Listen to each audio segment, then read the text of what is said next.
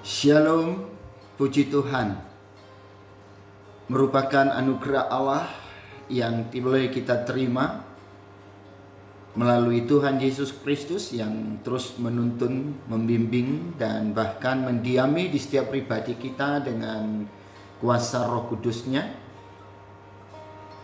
sehingga kita boleh terus setia dalam mengiring Tuhan, baik ketika kita harus berjalan dalam kegelapan, turun, naik, sepanjang kita boleh ditopang oleh firman, maka saya yakin kita akan sampai kepada tujuan yang dikehendaki oleh Allah dalam hidup kita masing-masing. Ya, memang kita menyadari ya, hal membaca, mendengar firman, terlebih melakukan, itu gak ubahnya seperti kita makan juga ya. Kadang ada selera, kadang gak ada. Tetapi masalah tidak selera ini kan harus kita atasi. Karena kalau kita terus tidak selera dan tidak makan,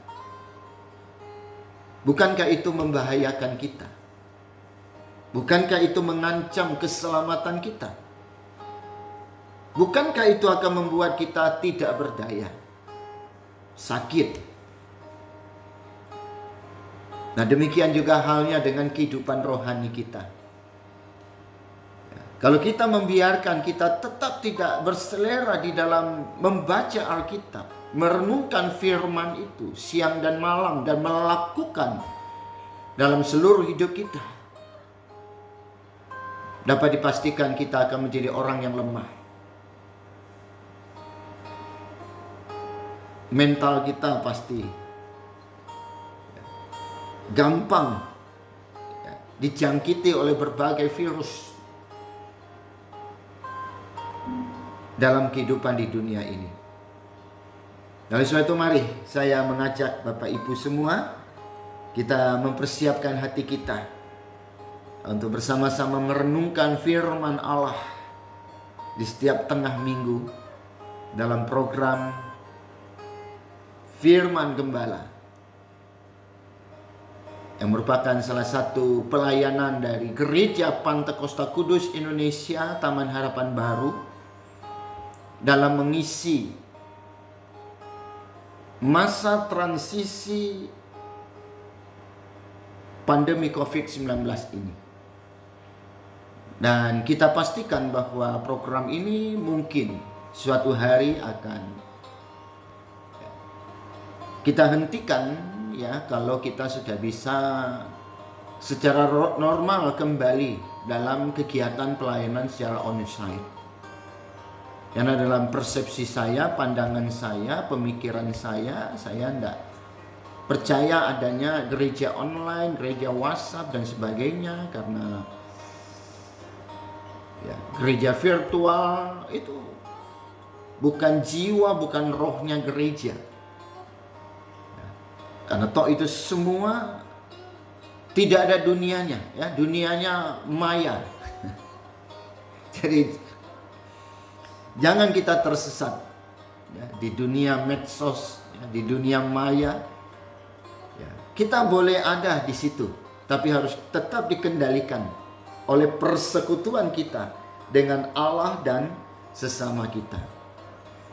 Nah, hari ini kita sudah sampai dalam pembacaan Amsal pasal 18. Nah, sekali lagi mari kita teduhkan hati, memberi diri untuk terus dibentuk oleh firman Allah, agar hidup pun boleh diperkenan olehnya. Kita berdoa.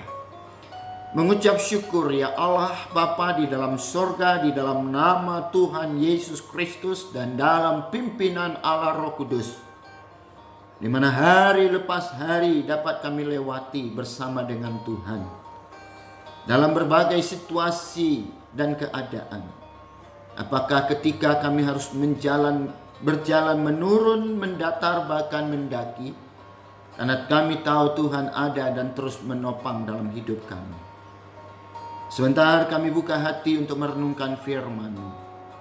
Berkenanlah Tuhan mengurapi kami semua dengan Roh Kudus-Mu dalam pembacaan, dan berilah kami pengertian untuk memahami firman-Mu dan kekuatan untuk melakukannya. Dalam nama Tuhan Yesus Kristus. Haleluya.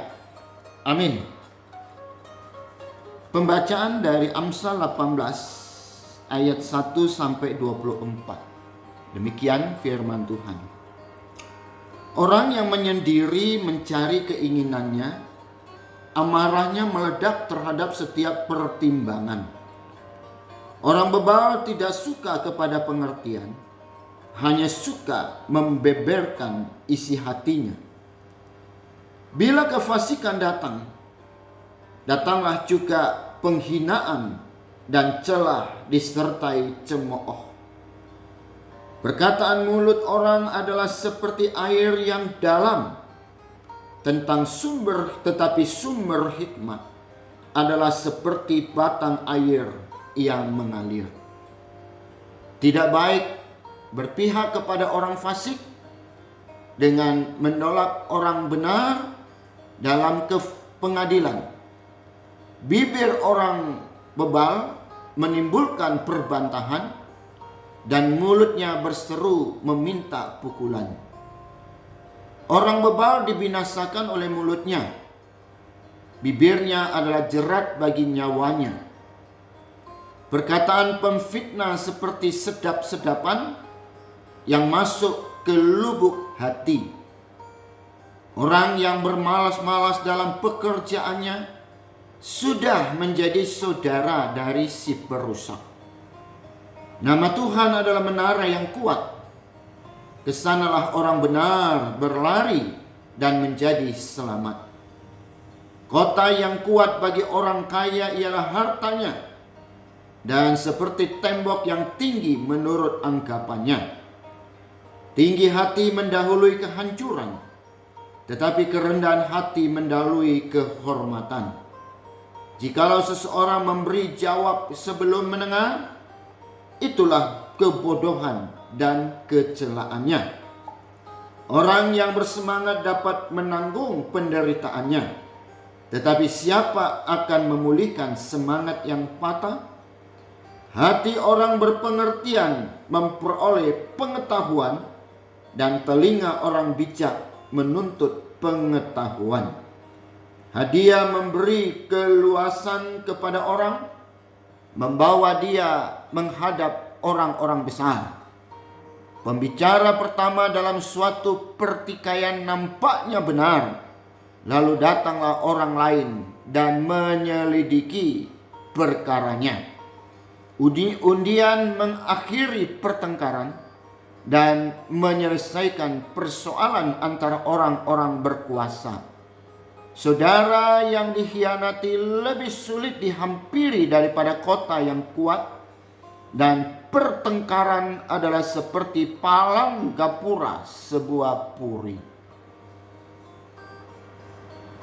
Perut orang dikenyangkan oleh hasil mulutnya, ia dikenyangkan oleh hasil bibirnya. Hidup dan mati dikuasai lidah. Hidup dan mati dikuasai lidah. Siapa suka menggemakannya akan memakan buahnya. Siapa mendapat istri mendapat sesuatu yang baik, dan ia dikenang Tuhan. Orang miskin berbicara dengan memohon-mohon, tetapi orang kaya menjawab dengan kasar. Ada teman yang mendatangkan kecelakaan. Ada teman yang mendatangkan kecelakaan, tetapi ada juga sahabat yang lebih karib daripada seorang saudara. Bapak Ibu, sedemikian jauh pembacaan kita pada hari ini. Dan dari keseluruhan pembacaan ini, saya pikir ini masih berkaitan dengan istilah perkataan kita. Ya, walaupun tidak selalu langsung disebut dengan istilah perkataan, ya, tetapi dengan istilah ya bibir, mulut. Nah, itu kan sudah mengindikasikan ya kepada perkataan kita. Nah, kalau minggu lalu kita bicara tentang masalah perkataan ini dalam kaitan dengan Tuhan dan sesama, ya, dengan orang lain. Nah, minggu ini pengamsal ini lebih menyoroti perkataan dan dampaknya terhadap diri kita sendiri. Nah, Bapak Ibu Saudara,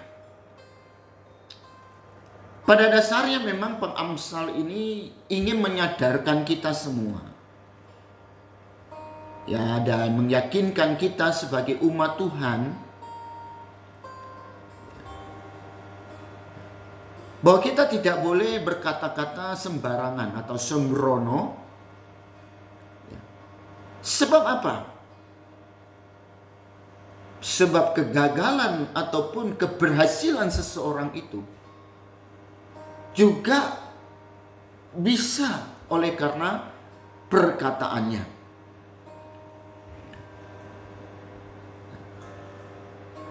Kemalangan atau keberuntungan, bahkan tadi kita membaca, ya, hidup atau mati seseorang itu bisa disebabkan oleh karena perkataannya.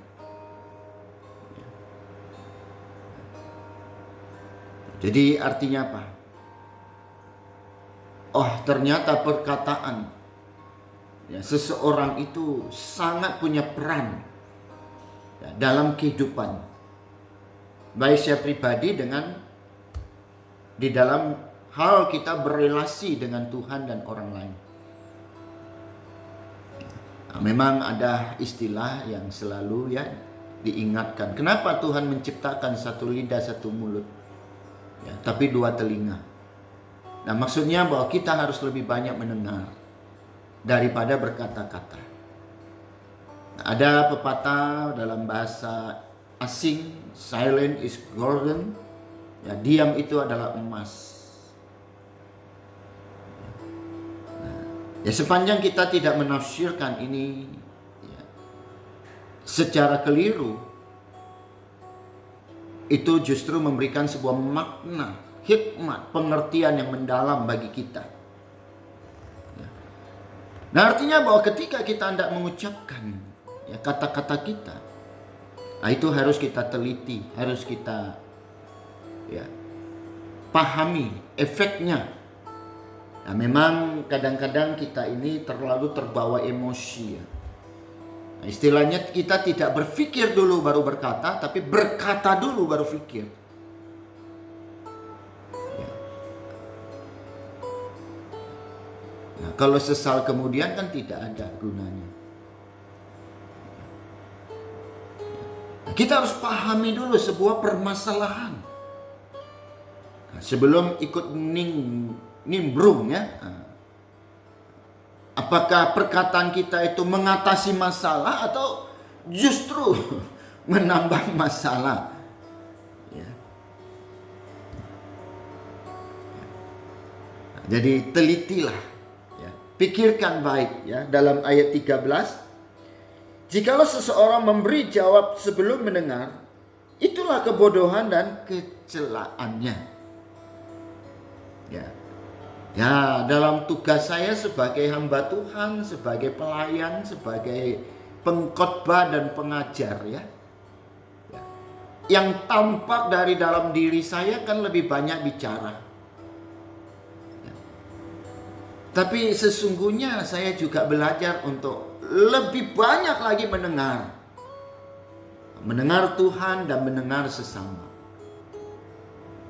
Jadi dalam pergaulan kehidupan sehari-hari saya lebih banyak mendengar. Ya. Tapi ketika saya berkhotbah, saya mengajar, ya memang itu tugas saya, harus berkata-kata. Ya. Ya, tapi harus dipahami ya, bahwa ketika saya bisa berkhotbah dan ketika saya bisa mengajar, itu juga karena proses mendengar. Ya, ibarat saya menulis, saya nggak mungkin bisa menulis kalau tidak membaca. Nah, saya nggak mungkin bisa mendapatkan pewahyuan, hikmat, inspirasi untuk berbicara kalau kita tidak mendengar?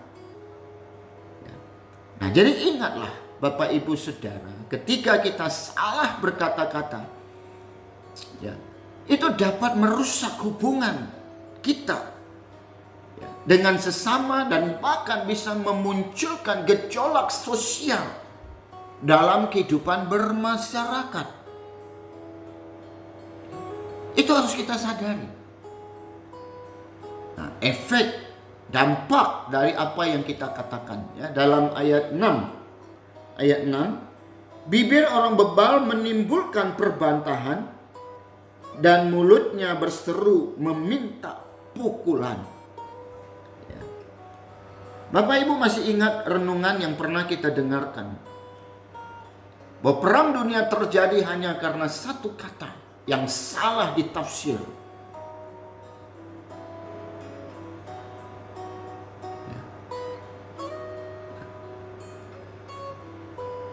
Dan bagi orang yang mengatakan kalimat yang salah atau mengeluarkan perkataan yang salah, ya tentu ada resiko.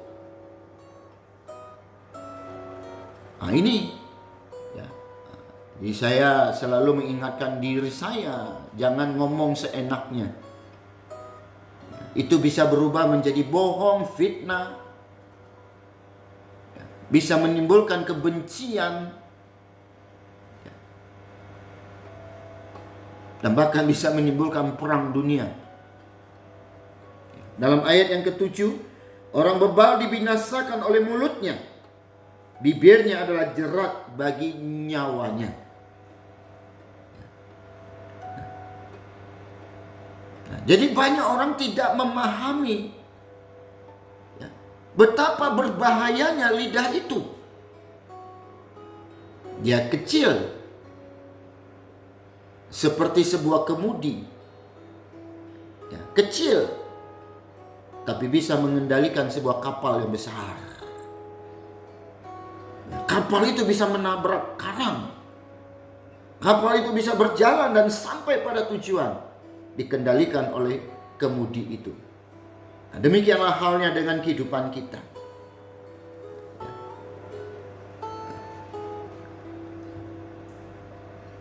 Jadi kita harus berbicara dari pengertian. Kita harus berbicara dari pemahaman terhadap kebenaran. Kan karena kita senang kongko-kongko, ya itu lainlah, ya. Kita harus mengerti apa yang kita ucapkan. Karena setiap ucapan kita punya konsekuensi.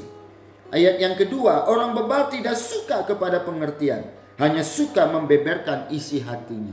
Kombur kata orang Medan. Ya, tukang kombur dia. Ya. Ya. Jadi kita nggak boleh, ya, sebagai anak Tuhan, lebih baik kita tahan diri, tidak mengungkapkan kata-kata yang sekiranya kita merasa itu berpotensi untuk menimbulkan konflik. Jadi Bapak Ibu, ya memang saya nggak tahu ya, bumerang itu ya, bumerang ya, ya di Indonesia mungkin nggak terlalu populer, tapi kalau di, ya, yang saya tahu di Australia, karena dia tuh anginnya kencang, ya, puji Tuhan saya pernah, ya, berkesempatan, ya, ke sana, ya. Jadi saya sengaja mengambil, ya, souvenir, membeli souvenir tuh bumerang itu, ya, ya, nah, ya kalau nggak salah ya bumerang. Bapak Ibu tahu, ya, bahwa bumerang ini, ya, ketika dia dilempar, ya, maka dia akan balik kepada kita. Nah, ketika kita nunjuk orang, katakanlah begini cara nunjuknya, ya, ya, yang 2 ke orang, tapi yang 3 ke kita. Nah, apalagi kita di Jawa ini lebih sopan, gini dia. Ya. lebih fatal lagi kan. 1 ke orang, 4 ke kita. Makanya kita harus berhati-hati. Ya, mulut kita harus penuh makna dan kehidupan. Ya, ibaratnya kita harus mengeluarkan kata-kata yang ibaratnya seperti roti. Ya. Jangan kita mengeluarkan kata-kata yang seperti batu atau kerikil yang menyakitkan. Ya, karena biar bagaimanapun Alkitab mengingatkan kita, kemanapun kita pergi dan dimanapun kita berada, kita harus jadi pembawa damai, menjadi berkat.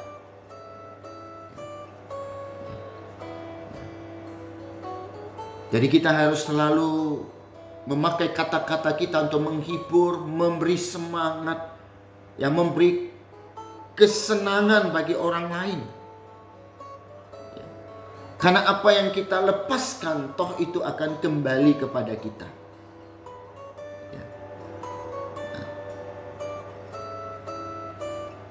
Nah mari Bapak, Ibu, dan Saudara,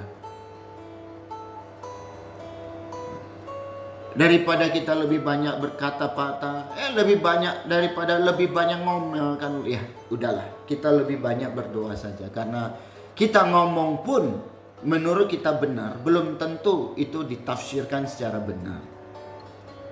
Ya. Karena hati kita siapa yang tahu? Hati orang siapa yang tahu?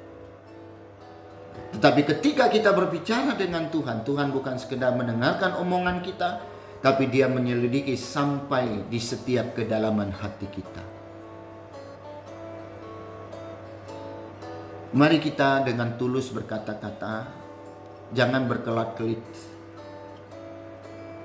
Jadilah orang yang berkata benar. Sehingga Alkitab mengingatkan kita, ketika kita berbicara, perlakukanlah seolah-olah kita adalah orang yang sedang menyampaikan firman Allah. Amin. Tuhan Yesus, kami rindu agar Engkau pakai hidup kami menjadi surat Kristus yang terbuka, di mana firman-Mu yang hidup boleh terukir di setiap lubuk hati kami. Dan itulah yang kami cerminkan dalam seluruh hidup kami. Berkati seluruh kehidupan sidang jemaat Tuhan dimanapun berada yang boleh mengikuti program ini. Yakinkan kami bahwa kami adalah orang yang telah diutus Tuhan di dunia ini hanya untuk mengatakan kebenaran. Dalam nama Tuhan Yesus, Sang kebenaran sejati, kami berdoa. Haleluya. Amin. Puji Tuhan. Tetap semangat. Tuhan Yesus memberkati kita. Tetap melaksanakan prokes sebaik-baiknya. Amin. Sampai jumpa lagi. Tuhan berkati.